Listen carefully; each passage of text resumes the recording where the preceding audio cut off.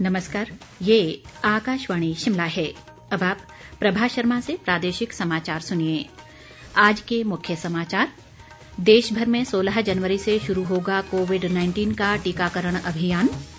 प्रदेश में कोरोना मामलों में कमी आने से पर्यटन कारोबार में हुई वृद्धि।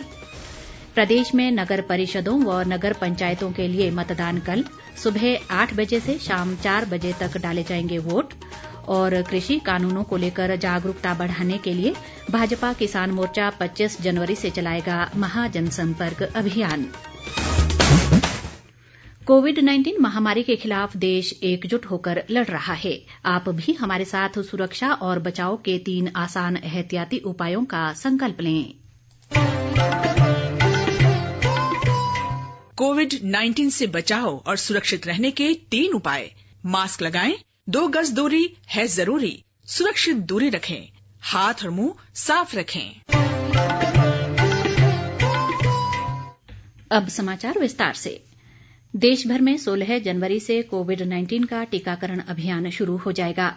प्रधानमंत्री नरेंद्र मोदी की अध्यक्षता में आज देश में कोविड-19 की स्थिति सहित राज्यों और केंद्र शासित प्रदेशों में टीकाकरण की तैयारियों की उच्च स्तरीय समीक्षा बैठक की गई।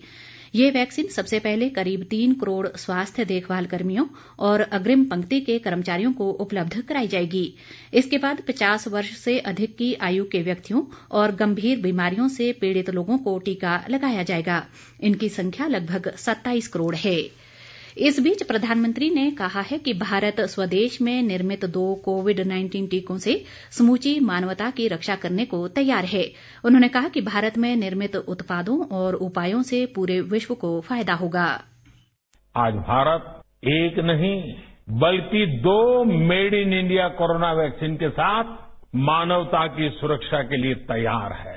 दुनिया की फार्मेसी होने के नाते दुनिया के हर जरूरतमंद तक जरूरी दवाएं पहुंचाने का काम भारत ने पहले भी किया है और आज भी कर रहा है। दुनिया आज सिर्फ भारत की वैक्सीन का इंतजार ही नहीं कर रही, बल्कि दुनिया का सबसे बड़ा वैक्सीनेशन प्रोग्राम भारत कैसे चलाता है, इस पर भी नजरें हैं।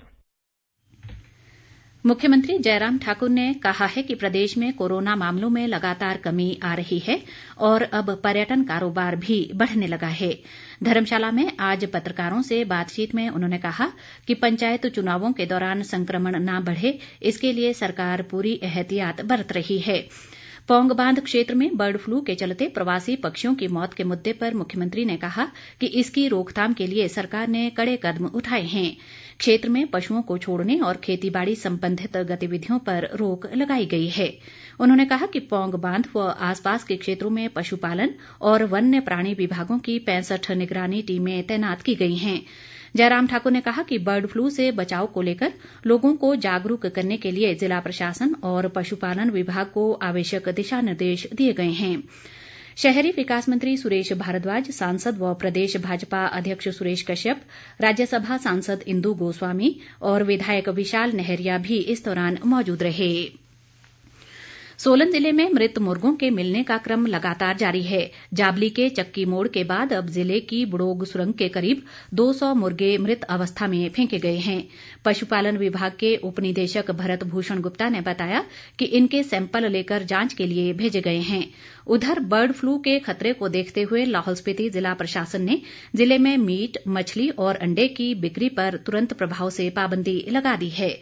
उपायुक्त पंकज राय ने बताया कि प्रशासन की ओर से आगामी आदेश जारी होने तक ये व्यवस्था लागू रहेगी।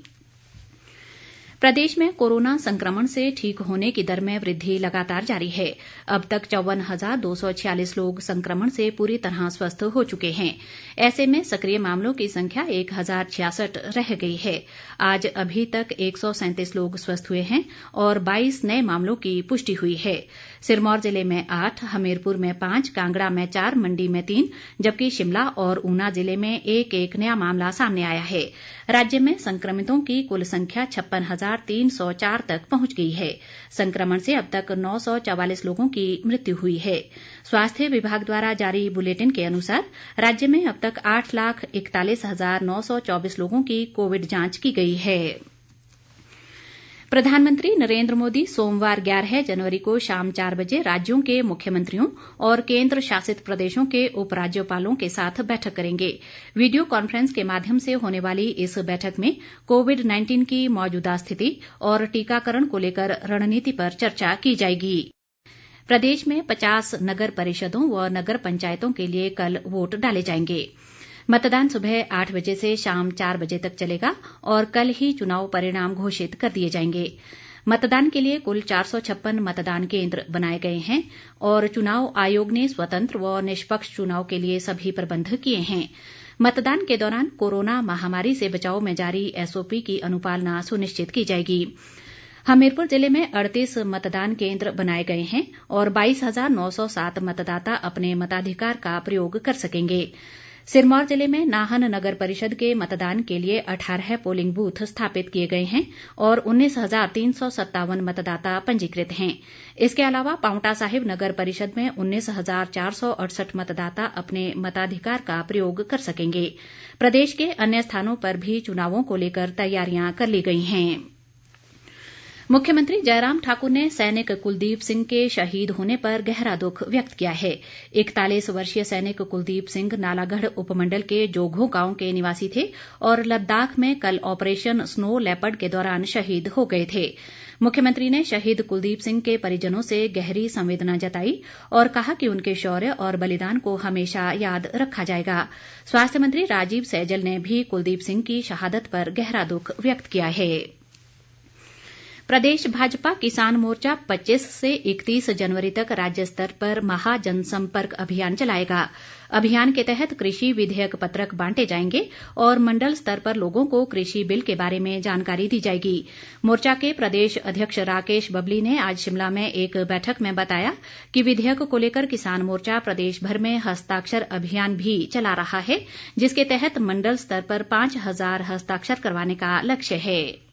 8 पन्नों का ये पत्रक हम किसान और बागवान तक पहुंचाएंगे और हिमाचल प्रदेश में भी हमारे विशेषकर ऊना, बिलासपुर, हमीरपुर, कांगड़ा और सोलन जिला में इस अभियान को थोड़ा तेजी से हमारे कार्यकर्ताओं ने शुरू भी किया है और कुछ विस्तारक के रूप में भी हमारे कार्यकर्ता इस पत्र को गांव-गांव में पहुंचाने में अपनी भूमिका निभाएंगे।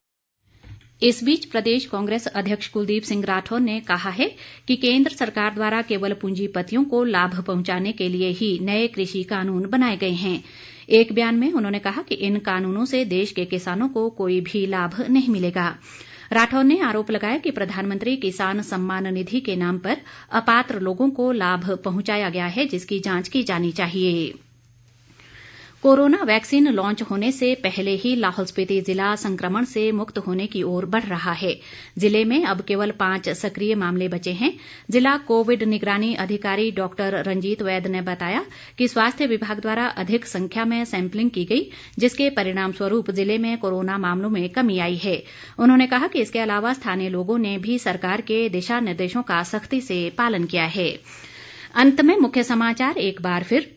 देश भर में 16 जनवरी से शुरू होगा कोविड-19 का टीकाकरण अभियान। प्रदेश में कोरोना मामलों में कमी आने से पर्यटन कारोबार में हुई वृद्धि। प्रदेश में नगर परिषदों व नगर पंचायतों के लिए मतदान कल सुबह 8 बजे से शाम 4 बजे तक डाले जाएंगे वोट। और कृषि कानूनों को लेकर जागरूकता बढ़ाने के लिए भाजपा किसान मोर्चा 25 जनवरी से चलाएगा महाजन संपर्क अभियान। इसी के साथ ये समाचार बुलेटिन समाप्त हुआ। नमस्कार।